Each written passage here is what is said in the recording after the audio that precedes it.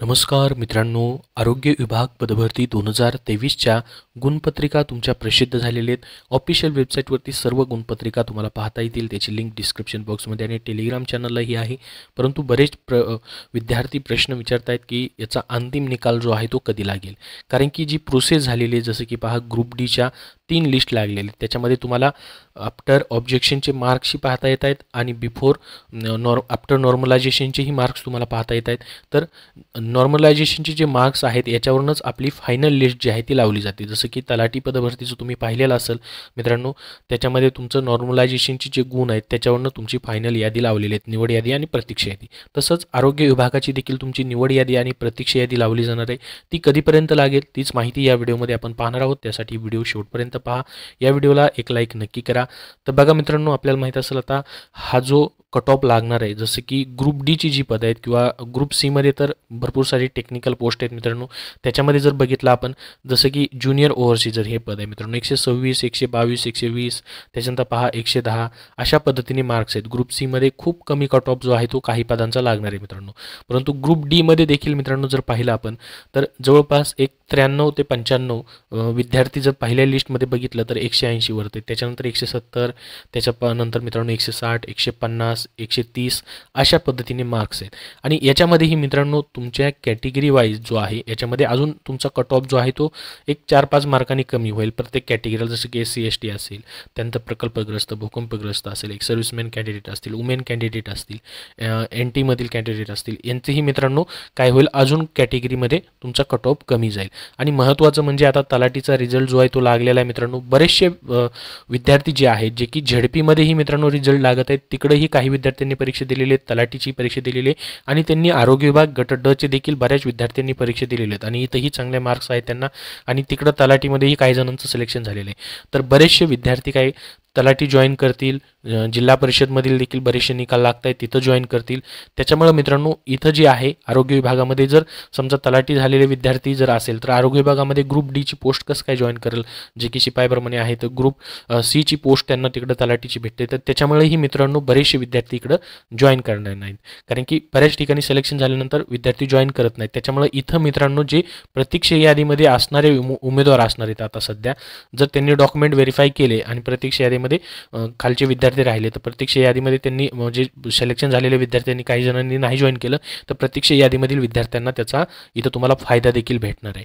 तर मग आता मित्रांनो नॉर्मलायझेशन झालेलं आहे, पुढची प्रोसेस देखील आपल्याला ऑलरेडी सर्व माहिती आहे मित्रांनो, की नॉर्मलायझेशन झालं, तुमची ही पहिली लिस्ट लागली, त्याच्यानंतर मित्रांनो तुमचं कार्यालयनिहाय पदनिहाय गुणवत्ता यादी आणि निवड यादी प्रसिद्ध केली जाणार आहे. तर ही तुमची फायनल आणि अंतिम लिस्ट असते मित्रांनो. कार्यालयनिहाय यांना मित्रांनो सर्व काम करायचं आहे, तर त्यासाठी मित्रांनो थोडासा वेळ तर लागणारच. मग नेमका अंदाजित किती वेळ लागेल, मग कधीपर्यंत ह्या लिस्ट प्रसिद्ध होतील, तर बघा मित्रांनो माझ्या अंदाजित माहितीनुसार तुम्हाला सांगतोय या ठिकाणी कधीपर्यंत निकाल तुमचा फायनल निकाल लागू शकतो मित्रांनो. तसंच होईल असं नाही, मागे पुढे होऊ शकतात, एक अंदाजित माहिती आहे. तर जानेवारीच्या एंडिंगपर्यंत मित्रांनो अपेक्षा आहे की निकाल लागावा. ठीक आहे मित्रांनो, कारण की अगोदरपासून आरोग्य विभागाने याची खूप फास्ट प्रोसेस केली. जसे मित्रांनो याचे वेळापत्रक आले, परीक्षेचे म्हणजे जाहिरातीचे डेट संपल्या अप्लाय करायचे की लवकरात लवकर वेळापत्रक आले आणि खूप फास्ट पद्धतीने परीक्षा घेतल्या. लगेच ऑब्जेक्शनचे देखील खूप फास्ट पद्धतीने घेतले. पहिल्या आन्सर की ते खूप 4-5 दिवसामध्ये झाली होती, सेकंड आन्सर कीला थोडा वेळ लागला, नॉर्मलायझेशनचे निकाल पण लगेच मित्रांनो लागले सेकंड आन्सर की आली की. तर ती प्रोसेस बघता मित्रांनो जानेवारी एंडिंगपर्यंत, म्हणजे हे जे मित्रांनो पुढचे तुमचे आता एक 3-4 दिवस राहिलेले जानेवारीमधले, तर त्या दिवसामध्ये निकाल लागण्याचे चान्सेस आहेत मित्रांनो. या ठिकाणी 90% चान्सेस आहेत त्या दिवसामध्ये निकाल लागण्याचे. परंतु जर नाही लागले तर फेब्रुवारीच्या पहिल्या आणि दुसऱ्या आठवड्यामध्ये मात्र मित्रांनो फिक्स तुमचे निकाल याचे लागून जातील, जो की तुमचा फायनल रिझल्ट असणार आहे. तर ही निकालाबद्दलची माहिती झाली. तर याला उशीर का होतो मित्रांनो फायनल लिस्ट लावायसाठी, कारण की खूप किचकट प्रोसेस असते. जसं की मित्रांनो तुम्ही ग्रुप सीचं बघितलं ना, या ठिकाणी पहा आता मित्रांनो समजा गट डचं झालं आणि ग्रुप सीचं राहिलं, निकाल लावायचे त्यांच्याकडनं काम झालं, तर ते एक गट डचं अगोदर प्रसिद्ध करतील, ग्रुप सीचं असं नाही मित्रांनो, दोन्ही एकत्रच प्रसिद्ध करतील. त्याच्यामुळे जसं मित्रांनो पहा आता समजा उपसंचालक आरोग्य सेवा मंडळ ठाणे कार्यालय आहे, ठाणे कार्यालयामध्ये मित्रांनो अजून पहा जसं की मुंबई असेल, त्यानंतर ठाणे असेल, त्याच्यानंतर पहा त्याच्यामध्ये हिवताप कार्यालय ठाणे आहे, असे त्यानंतर रायगड आहे, असे विविध कार्यालय आहेत आणि त्याच्यामध्ये जी पद आहेत मित्रांनो त्याच्यामध्ये सामाजिक समांतर आरक्षण अजून त्यांना पाहायचं. त्यानुसार मित्रांनो ती निवड करण्यासाठी किती विद्यार्थी वेटिंगमध्ये ठेवायचे, किती सिलेक्ट करायचे ते सर्व पाहावं लागतं. त्यासाठी थोडासा वेळ जातो. आणि गट ड चं तर त्यापेक्षा थोडंसं किचकट आहे. आणि याच्यामध्ये मित्रांनो जसं की ठाणेमध्ये जर पाहिलं समजा गट ड च्या 311 जागा आहेत, तर तिथं मित्रांनो 311 जागामध्ये अजून विविध कार्यालय आहेत. त्या कार्यालयामध्ये मग सामाजिक समांतर आरक्षणानुसार जागा पाहिजे, त्या कार्यालयानुसार मग ती यादी लावायची. याच्यामुळे मित्रांनो यातला थोडासा वेळ लागेल, कारण की संवर्ग जास्त आहेत मित्रांनो. गट ड मध्ये देखील जर आपण पाहिलं तर 10 ते 12 संवर्ग, जसे शिपाई असेल, रुग्णपटवाहक असेल, स्वच्छक असेल, ऑड बॉय असेल, कक्षसेवक आपण त्याला म्हणतो, असे विविध संवर्ग आहेत. तर त्यानुसार ते सर्व लिस्ट तयार करायसाठी मित्रांनो थोडासा वेळ जाईल. त्याच्यामुळे तुम्हाला सांगितल्या पद्धतीने मित्रांनो जर जानेवारी एंडिंगपर्यंत नाही लागला तर 99.99% मित्रांनो फेब्रुवारीमध्येही पहिल्या किंवा दुसऱ्या आठवड्यामध्ये तुमचा निकाल जो आहे तो लागून जाईल. आणि जर नाहीच लागला दुसऱ्या आठवड्यापर्यंत तर फेब्रुवारीमध्ये कधीही तुमचा रिझल्ट लागेल, एवढा दिवस याला लागणार नाही.